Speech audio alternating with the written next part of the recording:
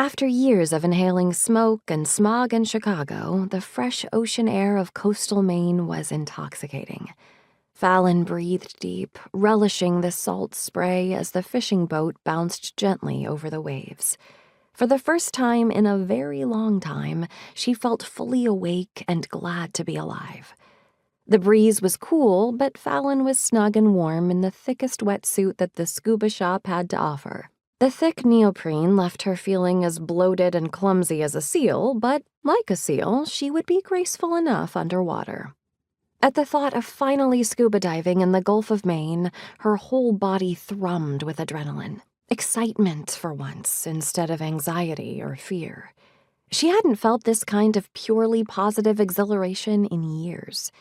This was the right decision, no matter the outcome. "This is the spot," Gabe said. It was just the two of them on the boat. There were no dive tours in Bluebird Bay. She'd had to rent her equipment from a place in Waterville and then book afternoons with a local guy who usually did fishing tours. He was younger than she'd expected and tired under the eyes.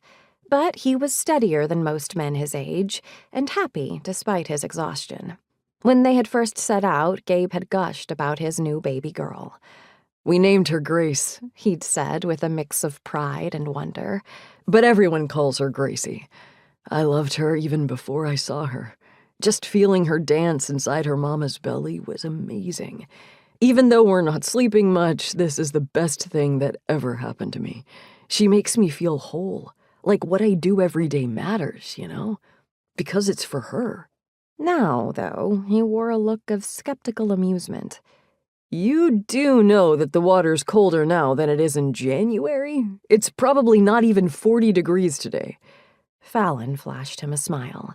"I am aware. I come prepared." She tucked her hair behind her ears and pulled on the neoprene wetsuit hood that she'd rented, then zipped her wetsuit up over it.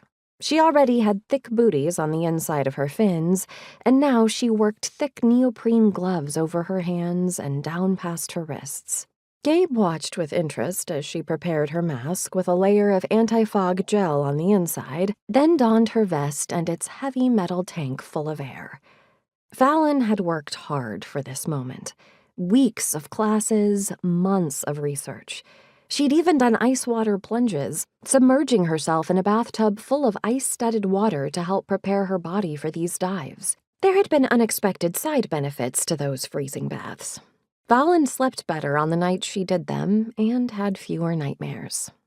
This little quest of hers had given Fallyn a goal when she'd needed it most. It had saved her. When she left her job at the Chicago Tribune 6 months before, she could barely function. She had seen countless horrors in her years of investigative journalism, especially when she found herself niched into covering murders and other violent crimes. But that final case broke her.